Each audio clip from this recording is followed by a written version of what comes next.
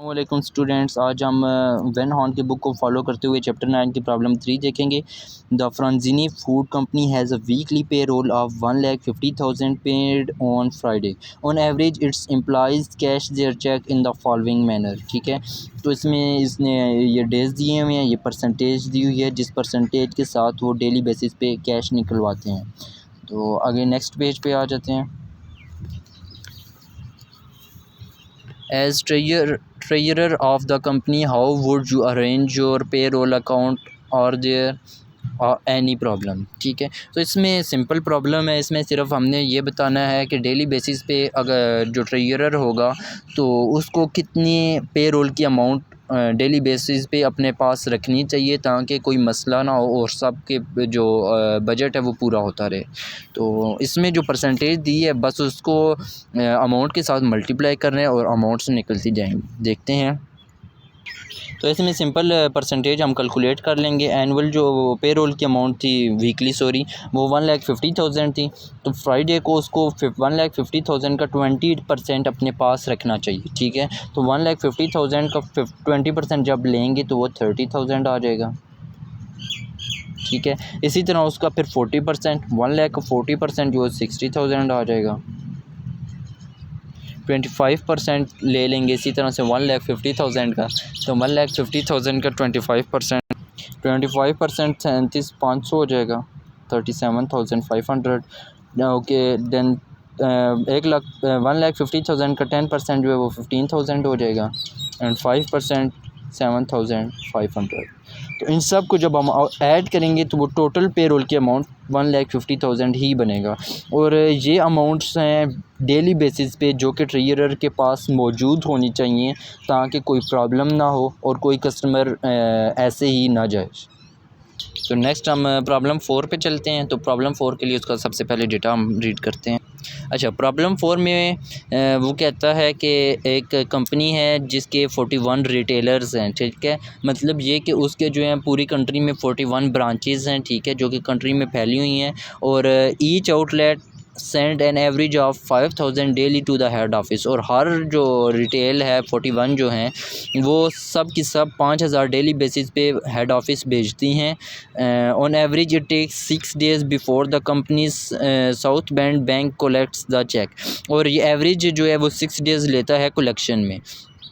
तो Sitmore and Dolittle is considering an electronic fund transfer arrangement है that would completely eliminate the float. ठीक है, तो ये सोच रहे हैं कि एक इलेक्ट्रॉनिक ट्रांसफ़र का एक सिस्टम बनाया जाए जिसमें फ्लॉड कम्प्लीटली ख़त्म हो जाए। तो फर्स्ट पार्ट है what amount of fund will be released. ठीक है, तो अगर ये सेकंड प्लान पे आएँ तो इनकी अमाउंट कितनी रिलीज़ होगी, तो ये हम देखते हैं। तो ए पार्ट में कह रहा था कि अमाउंट कितनी फ़्री होगी। सबसे पहले तो हम देखते हैं हमारा टाइम कितना सेव होगा। ठीक है, क्योंकि इलेक्ट्रॉनिक सिस्टम से जो फ्लॉट है वो कम्प्लीटली एलिमिनेट हो गया, तो मतलब जो ही वो पैसे वहाँ से डिपॉजिट करेंगे हेड ऑफिस में रिसीव हो जाएंगे।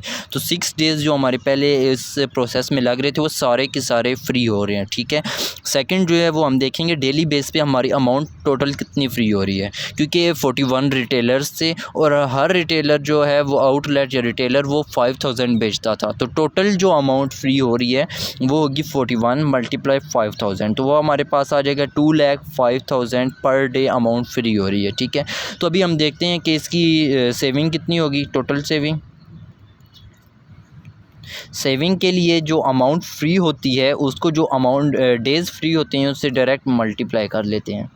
2,05,000 को हम 6 से मल्टीप्लाई करेंगे तो ये हमारा आ जाएगा 12,30,000 टोटल अमाउंट सेव्ड।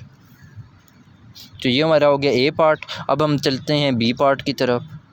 अच्छा, सेकंड पार्ट में वो कहता है what amount will be released on a net basis if each local bank requires N increase in compensating balance of 15,000। तो इसमें ये कह रहा है कि जो बैंक हैं जो मतलब इलेक्ट्रॉनिक पे आए हैं तो वो अगर सारे बैंक 15-15 हज़ार पे अपने पास कंपनसेटिंग बैलेंस रख लें तो then what will be the amount which released. तो इसके लिए सिंपल है कि टोटल जो है वो कंपनसेटिंग बैलेंस हम निकाल लेंगे। ठीक है, जो कि बैंक होल्ड करेंगे। उस जो अमाउंट फ्री हुई थी complete without compensating balance part A में, उसमें से ये जो कंपनसेटिंग बैलेंस आएगा इसको माइनस कर देंगे, तो जो अमाउंट बचेगी वो रिलीज़ हो जाएगी। अच्छा, तो कंपनसेटिंग बैलेंस फाइंड करने के लिए 41 मल्टीप्लाई 15,000, क्योंकि ईच बैंक जो है वो 15,000 का कंपनसेटिंग बैलेंस रख रहा है, तो टोटल बैंक्स जो हैं वो 41 है। तो 41 को जब 15,000 से मल्टीप्लाई करेंगे तो टोटल कंपनसेटिंग बैलेंस जो हमारे पास आ जाएगा वो है 6,15,000। तो पार्ट ए से विदाउट कंपनसेटिंग बैलेंस जो हमारी अमाउंट रिलीज़ हुई थी वो थी 12,30,000। तो 12,30,000 में से कंपनसेटिंग बैलेंस माइनस कर देंगे, अमाउंट रिलीज़्ड हमारे पास आ जाएगी। ये है अमाउंट रिलीज़्ड। तो 12,30,000 में से जब 6,15,000 माइनस करेंगे तो ये हमारा आंसर आएगा 6,15,000। ठीक है, तो ये अमाउंट आ गई है आफ्टर कंपनसेटिंग बैलेंस जो कि रिलीज़ हुई है। तो अभी हम इसका आई थिंक सी पार्ट भी है उसकी तरफ चलते हैं।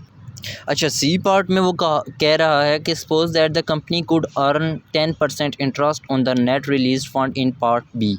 ठीक है, मतलब ये कि जो कंपनी है वो उसको 10% इंटरेस्ट मिल रहा है अगर वो उस अमाउंट को जो फ्री हुई है उसको इन्वेस्ट करे मार्केट में। ठीक है, तो 10% उसको इंटरेस्ट मिल रहा है, मगर उसकी जो कॉस्ट है वो है कि cost per electronic transfer worth $7 and each store average 250 transactions per year.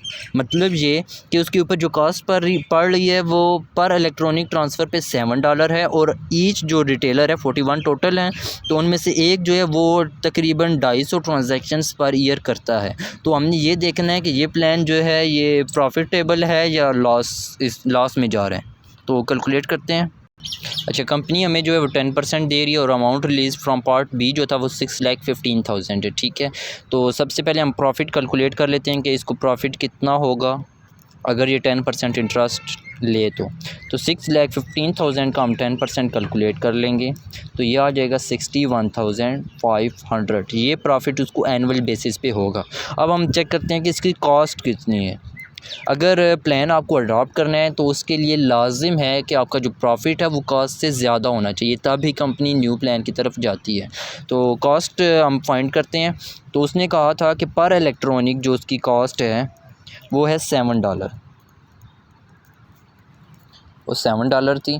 और टोटल ट्रांजैक्शंस हम कैलकुलेट करते हैं, क्योंकि उसने कहा था कि 41 रिटेलर है ट्रांजैक्शन, और हर रिटेलर जो है वो ऑलमोस्ट 250 ट्रांजैक्शन पर ईयर करता है। तो 250 ट्रांजैक्शंस पर ईयर, और जितने रिटेलर्स या आउटलेट्स हैं उनसे हम मल्टीप्लाई कर लेते हैं। तो इनको जब मल्टीप्लाई करेंगे टोटल ट्रांजैक्शंस जो हो रही हैं वो आ रही हैं 10,250। ठीक है, तो इसके ऊपर हमें जो कॉस्ट पड़ेगी हर ट्रांजैक्शन पे $7 आ रहा है। ठीक है, तो 10,250 ट्रांजैक्शंस पे कितना आएगा, उसके लिए सिंपली 10,250 को $7 से क्या कर देंगे, मल्टीप्लाई। तो 10,250 को जब 7 से मल्टीप्लाई करेंगे तो ये हमारी कॉस्ट आ जाएगी 71,750। अगर हम कॉस्ट और प्रॉफिट को कंपेयर करें तो कॉस्ट हमारी ज़्यादा है जबकि प्रॉफिट कम है।